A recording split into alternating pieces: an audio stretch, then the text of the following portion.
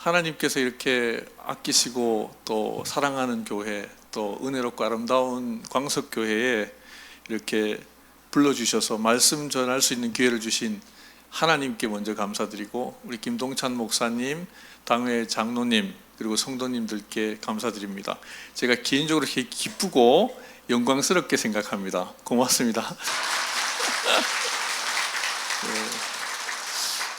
저희 학교는 제가 말씀 안 드려도 잘 알고 계실 것 같습니다. 왜냐하면 대광은 광석교회의 도움을 받아서 지금까지 한 78년 동안 많이 성장을 했습니다.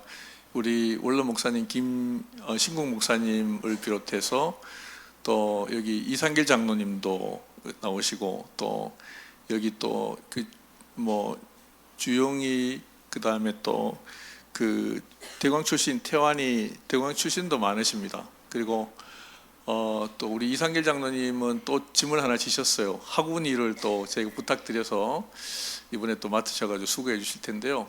지금까지 광석교회의 은혜로 저희가 대광이 잘 운영해 왔고, 앞으로도 그렇게 될 것 같습니다. 많은 기도를 부탁드립니다. 고맙습니다. 이제 대광은 이제 학교는 어떤 학교인가는 어떤 졸업생들이 많은가라는 것을 들어보면 어떤 학교인지 대충 알 수 있잖아요.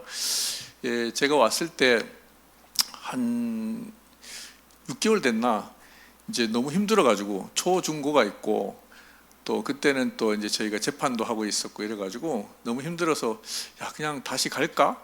도망가고 싶은 마음이 되게 들었어요. 그런데 제가 이제 밤에 그 판넬 바닥이 있는데 그냥 학교에서 잤습니다. 한 3, 4일은 자고 아침에 눈 잠깐 붙이고 일하고 이랬는데 금요일 밤이었어요. 근데 이제 바닥에서 누워서 이제 11월인데 이렇게 자려고 하는데, 바닥은 판넬이라서 뜨겁고 등은 뜨겁고 코는 차갑고 위풍이 들어와가지고 코는 시렵고 막 잠을 잘 수가 없었어요.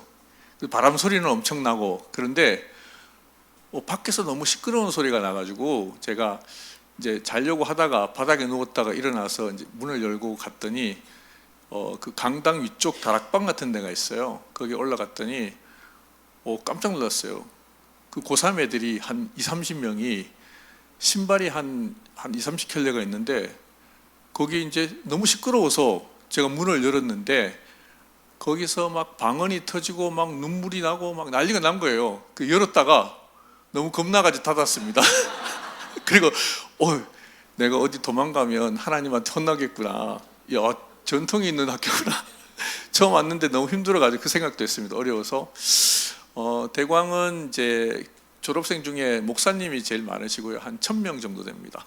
여러분 잘 아시는 여기 김신국 목사님, 이수영 목사님, 또 온누리교회 하영조 목사님, 여의도 순복음교회 지금 이영훈 목사님 다 대광 출신이에요. 그렇게 해서 한 1000명, 그 빅3 이렇게 그 통합교회 총회장님부터 해가지고 이제 빅3 목사님이 다 대광인 때도 있습니다.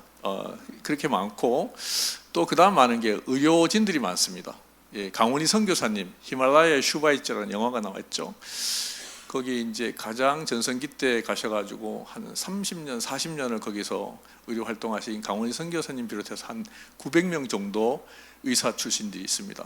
의료 선교사도 많고요. 그 다음에 교육자가 많아요. 보니까 교수님, 총장님이 그때 한 13명 정도 됐습니다. 그래서 이거는 하나님 말씀을, 우리 교사 선생님들 오늘 사명이기도 한데, 하나님 말씀을 계속 가르쳤더니 봉사하고 또 돕고 이런 가르치는 일을 많이 하는 사람들이 배출된 학교, 그거는 이제 하나님 말씀의 힘이다라는 생각을 저는 하고 있습니다. 그래서 광석교회의 도움으로 앞으로도 이 사명을 잘 감당할 수 있었으면 좋겠습니다. 우리 아까 인사하셨는데요, 우리 좌우에 계시는 분하고 같이 한번 따라해 보겠습니다. 당신을 보니 하나님을 보는 것 같습니다. 이게 성경에 있는 전통이 있는 인사입니다. 가장 아부하는 인사거든요. 다시 한번 해봅시다. 당신을 보니 하나님을 보는 것 같습니다. 자, 시작. 여기 창세기에 나옵니다. 야곱이 에서 형님을 만났을 때 하는 인사말인데요. 근데 이게 신학적으로 이제 근거가 있고 신학적으로 맞는 말씀이라고 해요. 왜냐하면 하나님은 직접 사람들에게 보일 수가 없어요. 그 하나님의 근본 특성상 빛이시고 죄가 없으신 분인데, 인간이 하나님을 만나면은 모세도 그랬지 죽을 것 같잖아요, 그죠? 그래서 하나님은 사람을 통해 역사하는데, 우리가 하나님 형상을 닮았고 하나님을 신실하게 잘 믿으면 여러분 삶 속에 하나님의 그 특성, 성품과 인품이 나와야 되는 거예요. 사랑이 있고 따뜻하고 친절하고, 이게 배어 나와야 돼요. 그러면 옆에 계시는 이웃이나 만나는 사람이 여러분을 만나면 하나님을 보는 것 같은 느낌이 들어야 된다는 거예요. 그래서 여러분을 만나면 하나님을 보는 것 같은 느낌이 들어야 됩니다. 그래서 맞는 말씀이다, 이렇게 이야기합니다. 그래서 여러분 삶 속에서, 또 우리 선생님들, 학생들이 선생님 만나고, 우리 권사님, 장로님, 집사님은 이웃이 만나면 이제 하나님을 보는 것 같은 그 따뜻함과 친절함을 느낄 수 있는 우리 광석교회 우리 성도님들 삶이 되셨으면 좋겠습니다. 우리 선생님들 아까 특송하셨죠? 예, 한번 손 한번 들어보실래요? 여기 모여 계시는 분 전체인가요? 예, 너무 귀한 분이시다.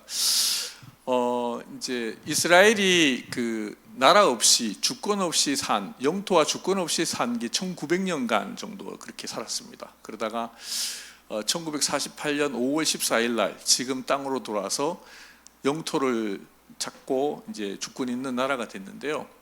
학자들이 되게 신기한 게 1900년 동안 이제 영토도 나라도 없었는데 정체성을 지킨 민족은 이스라엘 하나예요. 여러분 보세요. 우리나라 국가 이름도 없고 영토도 없는데 1000년 넘게 한민족, 대한민국이라는 걸 지켰다는 건 대단하잖아요. 그 신기한 거예요. 어떻게 그랬지?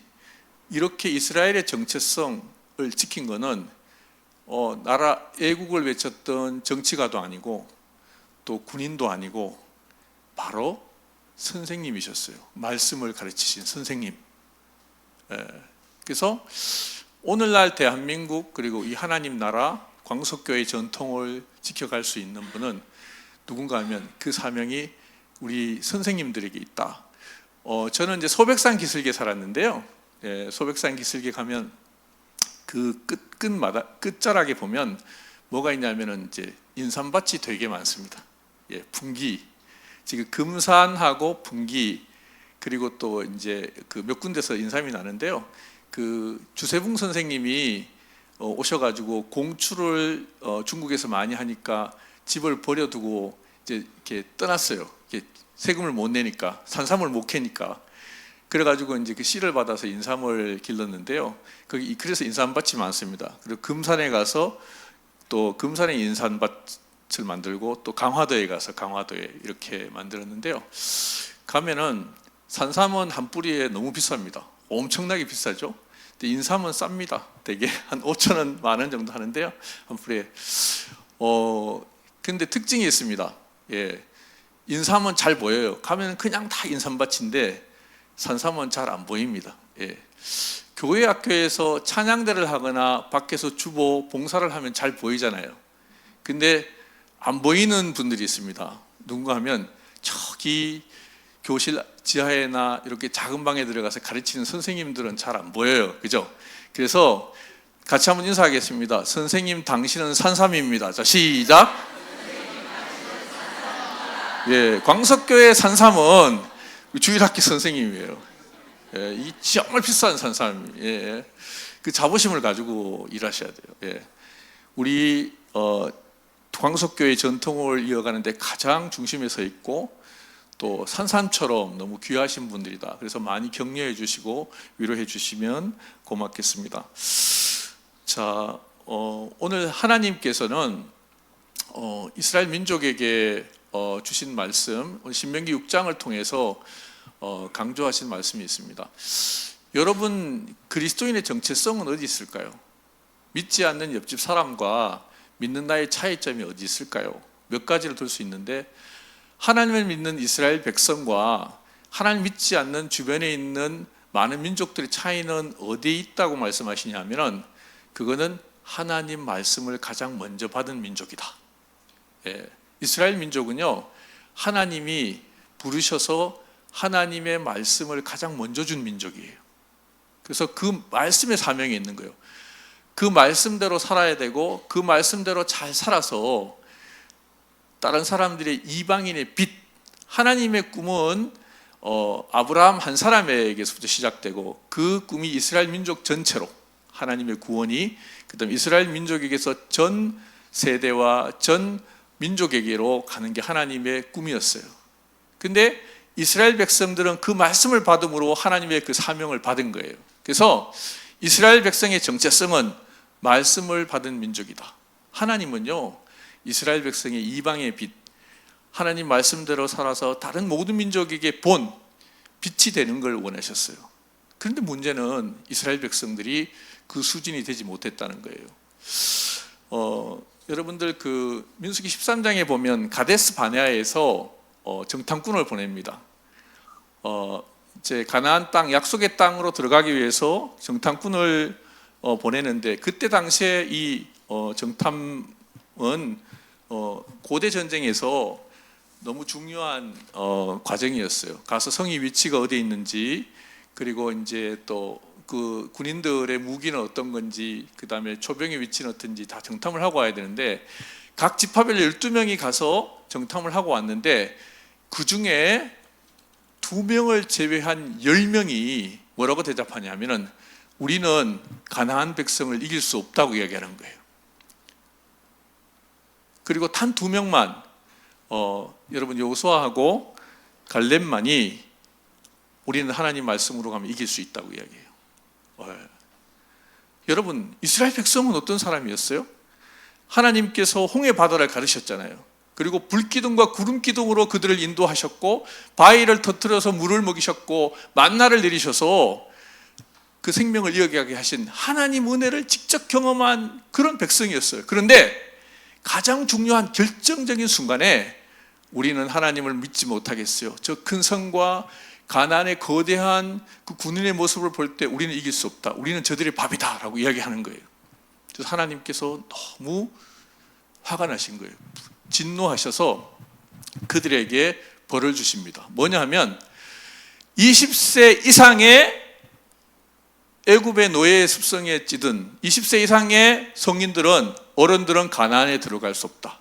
그리고 20세 미만만 들어갈 수 있고 40년 동안 여러분들 그 광야에서 생활하게 될 것이다 라고 말씀하셨어요. 근데 이거는 2가지 의미가 있습니다. 20세 이상에 있는 그 노예의 습성에 든 성인들은 징벌이에요. 하나님께서 징벌. 그리고 20세에 있는 어린 하나님의 백성들에게는 교육 훈련의 과정이었다는 거예요. 그래서 여러분들 생각을 해보십시오.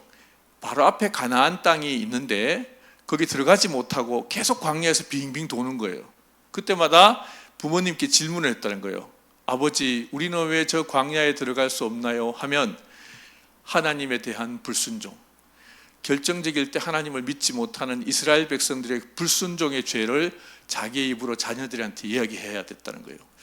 그래서 한 신학자가 이 이스라엘 백성들이 하루에 몇 번의 장례식을 치르는지 계산을 해봤어요. 40년 동안 20세 이상이 다 돌아가실 때까지 몇 번을 치르냐면 하루에 97번씩 장례식을 치르면서 광야의 행진을 40년 했다는 거예요. 여러분 생각해 보십시오. 지금 광야에서 우리 부모님을 내 손으로 묻으면서 98번 정도의 장례식을 치르면서 40년 동안 광야에서 맴맴 돌면서 배회하는 민족이 되었고, 그때마다 하나님께 불순종한, 하나님을 믿지 못하는 그 죄가 얼마나 무서운지를 계속 생각했어야 했다는 거예요. 그리고 그 40년의 힘들고 고단한 광야 생활을 마치고 다시 요단강 앞에 섰을 때 주신 말씀이 오늘 우리 모두가 읽은 말씀입니다. 오늘 내가 내게 명한 이 말씀은 너는 마음에 새기고 내 자녀에게 부지런히 가르치며 집에 앉았을 때에든지 길을 갈 때에든지 누워 있을 때에든지 일어날 때에든지 이 말씀을 강론할 것이며 너는 내 손목에 매어 기호를 삼으며 내 위관에 붙여 표로 삼고 또 내 집 문설주의 바깥 문에 기록할지니라. 여러분들 다시 섰을 때 하나님이 이제 진짜 약속의 땅으로 가나안으로 간다. 근데 너희 백성들이 가나안에 들어갔을 때 가장 중요한 거, 이거는 꼭 해야 되는 거, 잊지 말아야 될 게 뭐라고 말씀하시는 거예요? 그건 따라해 보겠습니다. 말씀의 전수. 여러분이 가지고 있는 신앙, 하나님 말씀을 전하고 가르치는 것은 절대로 잊으면 안 된다. 하나님이 얼마나 여러분들 다급하시고 중요했으면 집에 앉았을 때이든지 길을 갈 때이든지 누워 있을 때이든지 일어날 때이든지 어떤 경우에도 그것을 절대로 잊어서는 안 된다, 이렇게 말씀하시는 거예요. 그러시면서 하나님께서 경고로 주신 말씀이 6장 10절에서 12절 말씀이 있습니다. 내 하나님 여호와께서 내 조상 아브라함과 이삭과 야곱을 향하여 내게 주리라 맹세하신 땅으로 너를 들어가게 하시고 내가 건축하지 아니한 크고 아름다운 성읍을 얻게 하시며 내가 채우지 아니한 아름다운 물건이 가득한 집을 얻게 하시며 내가 파지 아니한 우물을 차지하게 하시며 내가 심지 아니한 포도원과 감람나무를 차지하게 하사 내게 배불리 먹게 하실 때 너는 조심하여 너를 애굽 땅 종되었던 집에서 인도하여 내신 여호와를 잊지 말라, 이렇게 얘기하십니다.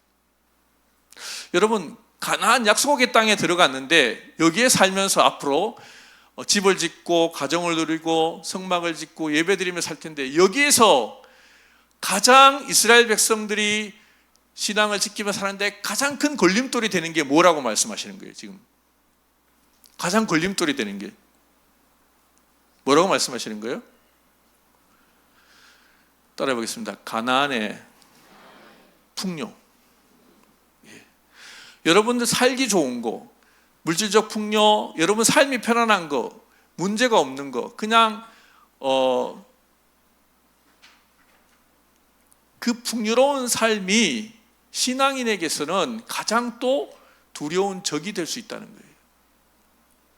가나안에 들어갔을 때 1세대의 사람들은요, 이 만나와 메추라기를 직접 먹고 불기둥과 구름기둥을 본 사람들이에요.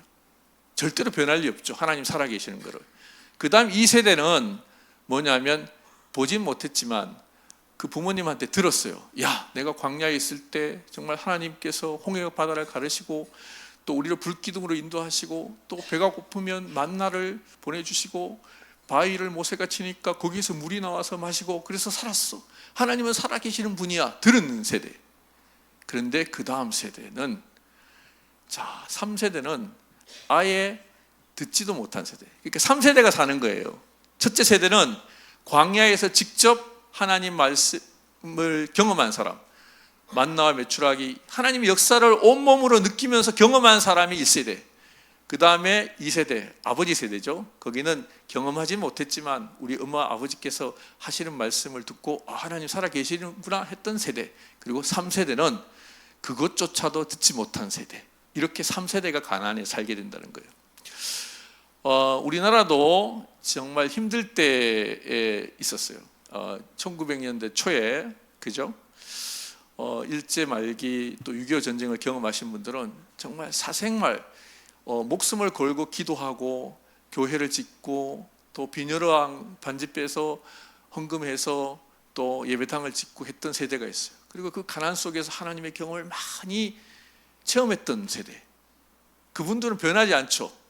어떤 일이 있어도 교회 나와서 새벽 예배하면서 주여 주여 하면서 이기는 그 세대가 있고, 그 다음 세대는 그건 경험 못했지만 엄마 아버지가 야, 하나님 살아계셔, 그래도 예배 드려야지 하는 세대가 있고, 그리고 그 다음 세대는 하나님에 대해서도 들어보지도 못하고 경험도 못한 세대가 산다는 거예요. 그래서 이스라엘은 나중에 어떻게 되냐면 그 세대의 사람도 하나님을 알지 못하고 그 다음 세대에도, 그리고 하나님을 모르는 백성이 됐어요. 심지어 모세의 손자 요나단은요, 자기의 백성을 파는 백성이 됐다는 거예요. 하나님을 떠난 백성이 되었어요.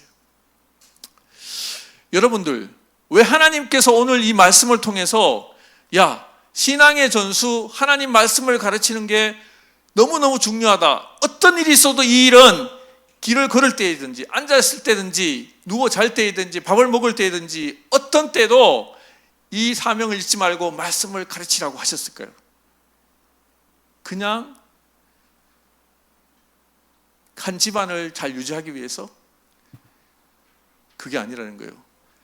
이스라엘의 민족 자체가 사느냐 죽느냐가 이 말씀 전통에, 이 말씀을 전수하느냐 가르치느냐 가르치지 않느냐에 달려 있다는 거예요. 여러분들 어릴 때 저는 시골에서 자랐습니다. 그래가지고 복숭아를 먹을 때는 꼭 어머님이 불을 끄고 먹으라고 했어요. 몰랐어요. 예뻐진다고. 누님이랑. 그래서 왜냐하면 그 벌레 볼까봐. 막 복숭아 벌레 나오고 하면은 막 먹다가 막 그러잖아요. 근데 불을 끄고 먹어라. 예뻐진다. 그래서 그렇구나. 과일을 저는 참 좋아하는데요. 근데 대부분의 과일이 이제 벌레가 있죠. 근데 이제 저는 어릴 때 벌레가 이렇게 파먹고 맛있는 과일만 먹는구나 생각했는데 배꽃바구니라는 벌레가 있어요. 근데 그거는 어떻게 하냐면 꽃이 활짝 피었을 때요. 꽃이 피잖아요. 그러면 그 속에 이제 그 나방이 날라들어서 알을 쓸어요. 그러면 이제 그 꽃이 지고 이제 과일이 맺히잖아요. 그러면은 과일이 빨갛게 잘 익으면 그 씨방에서 그 애벌레가 이제 기어서 나와서 파먹고 나오는 거예요. 그 안에서부터. 예. 여러분들 잠언에 보면 잠언 22장 6절에 보면요, 마땅히 행할 길을 아이에게 가르치라. 그리하면 늙어도 그것을 떠나지 아니하리라. 이렇게 말씀하시는 거예요. 이 말씀은요, 방점이 어디 있냐면은 나이 들어서가 아니고 아이에게 젊었을 때, 어릴 때 여기 있는 거예요. 여러분들이 지금 교회에서 아이들에게 뭐를 가르치냐, 어떤 가치를 가르치느냐는요, 30년, 40년 후에 이 광석교회와 우리 사회의 아이들 삶을 통해서 드러난다는 거예요. 지금 잘못 가르치면 어떻게 돼요? 그 가치관이 30년, 40년 후에 우리 사회로 다 드러난다는 거예요. 그래서 하나님 말씀을 가르치고 가르치지 않는 것은 한 가문의 문제가 아니고 교회 인원의 문제가 아니라는 거예요. 그 민족이 진짜 살아남느냐, 그 민족이 정말 건강한 민족으로 존재하느냐 안 하느냐 하고 관계된다. 여러분들 보세요. 지금 교육할 때 여러분들 건강한 가정을 이야기 못해요. 그죠?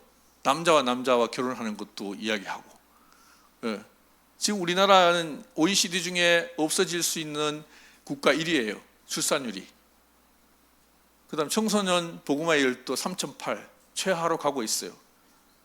근데 이런데 남자와 여자가 건강하게 결혼해도 아이 낳고 후손을 놓기 힘든데 남자와 남자가 결혼해도 좋다.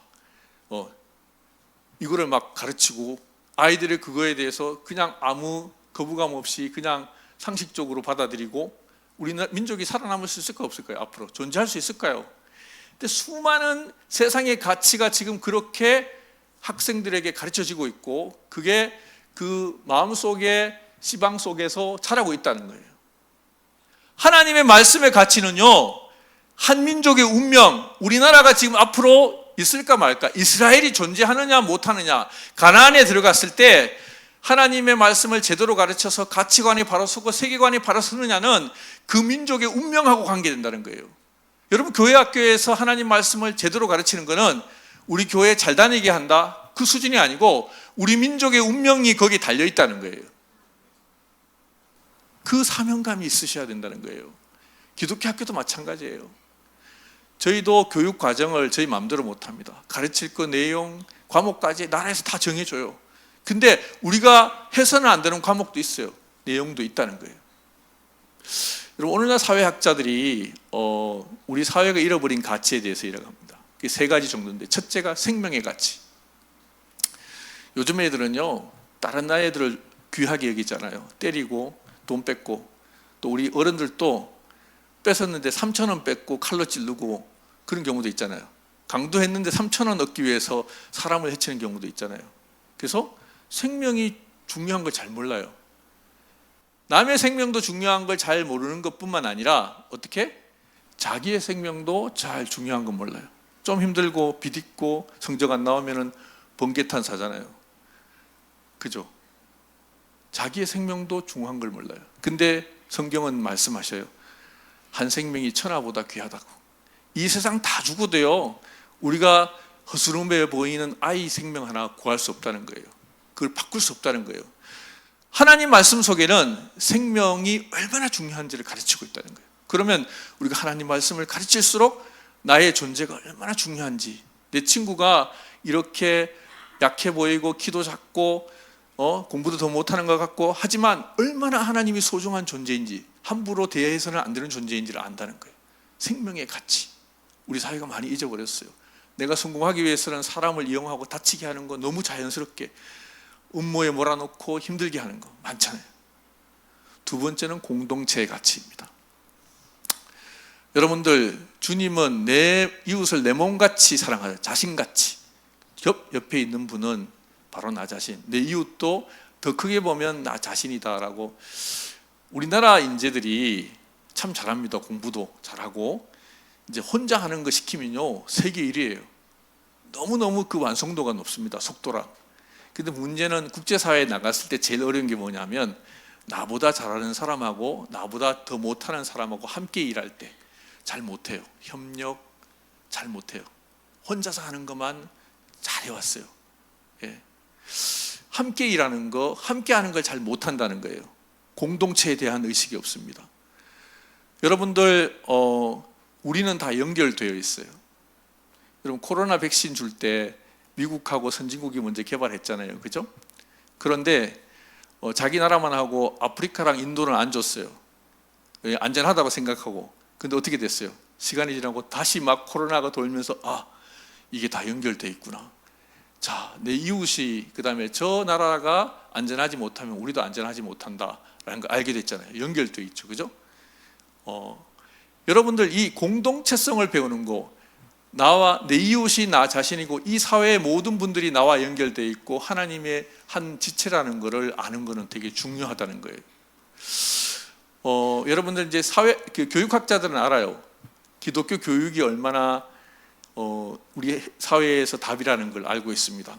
여러분, 수련회 가잖아요. 그죠?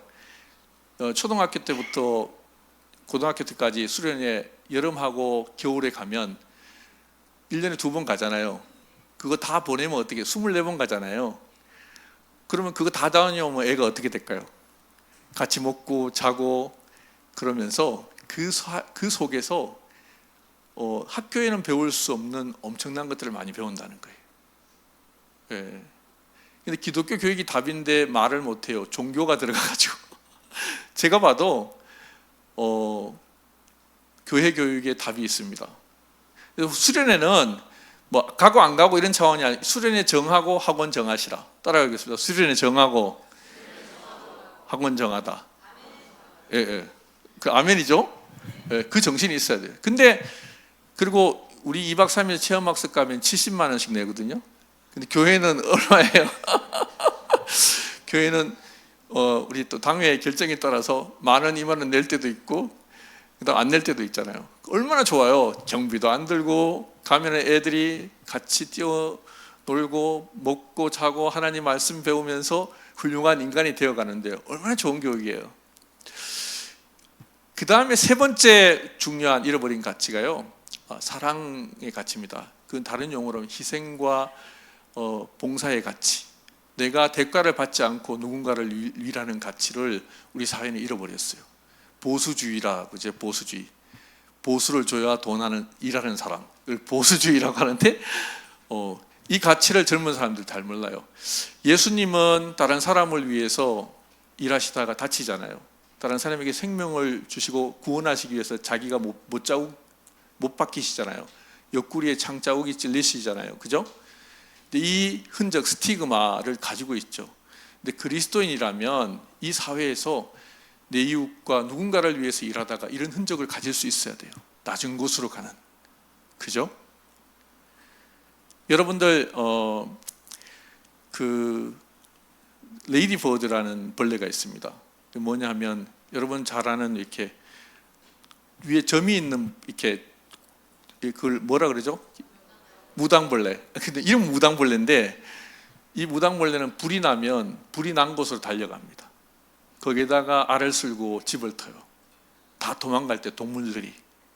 왜냐하면 거기는 천적이 없어요. 여러분, 황제 펭귄은 영하 40도 남극에서 있다가 추우면은 다른 동물들은 다 날아가죠. 따뜻한 나라로. 근데 더 극으로 갑니다. 더 추운 데로 가요. 그래서 허들을 만들고 거기에 알을 쓸고 나와요. 왜냐하면 그곳에는 천적이 없기 때문에. 새로운 생명이 거기서부터 시작되잖아요. 그죠? 우리가 만나는 아이들은요, 적어도 하나님 말씀을 배우고 낮은 곳으로 갈 수 있어야 돼요. 예수 그리스도의 흔적을 가지기 위해서. 그래서 대가 없이 누군가의 생명을 구하고 돕기 위해서 갈 수가 있어야 돼요. 여러분들, 광석은 빛광자에 반석할 때 석자 맞죠? 아니에요? 넓은 광이 광석인가요? 아, 그렇군요. 대광의 광자랑은 좀 다르네요. 그죠? 광석교회 출신 아이들은 사회에 나가서 돈도 더 많이 벌고, 이거는 불법이 아니고 건강하게 공부도 더 많이 하고 학위도 더 많이 받아야 된다고 생각해요. 그런데 그런 자리에 갔을 때 어떻게? 예수님처럼 낮아져야 돼요. 그런 사람들이 배출돼야 돼요. 그래서 이 사회를 살리는, 이 말씀의 가치를 가르치고 배우는 것이 광석교회가 돼야 돼요. 마지막으로 여러분들, 이제 교회 일을 하는 사람들의 원칙이 있습니다. 그건 사도 바울이 가르쳐 주고 있는데요. 로마서 1장 1절에 보면, 제가 읽어드리겠습니다. 로마서 1장 1절에 보면은요, 예수 그리스도의 종 바울은 사도로 부르심을 받아 하나님의 복음을 위하여 택정함을 입었으니. 바울은 자기 자신을 두 가지로 이야기합니다. 정체성, 나는 누군가, 저는 종입니다. 둘로스. 나는 누군가, 나는 사도입니다. 두 가지를 이야기한다는 거예요. 교회에서 일하시는 분들은 이 두 가지가 반드시 있어야 돼요. 교사로 일하든 직분을 맡으면 이 두 가지. 나는 주님의 종입니다. 여러분들, 종이 된다는 것은 로마 시대 당시에 두 가지 방법이 있습니다. 종은요, 집에 키우는 나귀하고 다른 거는 말한다는 것 빼고는 다 똑같아요. 그 당시에 집에 기르는 나귀랑 종은 말하는 것 빼고는 똑같아요.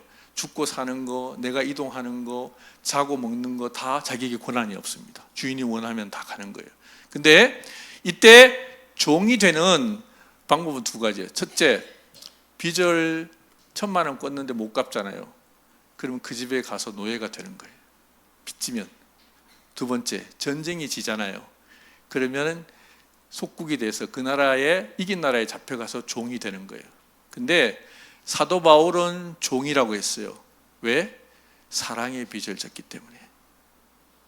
죄인인 자신을 하나님이 구원으로 불러주셨고, 하나님의 일을 맡은 사람으로 불러주셔서 사명을 주셨잖아요. 빚을 졌다고 생각했어요. 그래서 사도 바울은 자기의 계획이나 의지, 철학 다 내는, 하나님 앞에 가면. 여러분들, 바울은 처음에 로마로 가는 거, 여러분 땅 끝으로, 여러분들 그 교회가 지어진 곳에 가지 않는다는 게 사도 바울의 원칙이었어요. 먼저 교회가 세워진 곳은 가지 않는다 원칙인데요, 하나님이 로마로 가라고 해요. 근데 로마는 교회가 있었잖아요. 그죠? 자기 원칙이 누가 봐도 정말 훌륭하잖아요. 내가 교회 지어 있는 데는 절대로 가서 교회 짓지 않겠다. 교회가 없는 척박한 곳에 가서 교회를 짓겠다 했는데, 하나님이 A교회 옆으로 가라고 말씀하시는 거예요. 근데 둘로스, 나는 종입니다. 내 원칙이 어긋나지만 하나님, 저는 하나님 앞에 무릎 꿇습니다 하고 로마로 가는 거예요. 이게 종의 모습이에요. 교회 일하면서 제일 힘든 게 두 가지인데, 하나는 자기의 능력. 목사님이 직분을 주면, 목사님 제발 저는 그럴 능력이 안 돼요. 자기 자신을 보고 거절하는 경우. 또 하나는 개인 감정.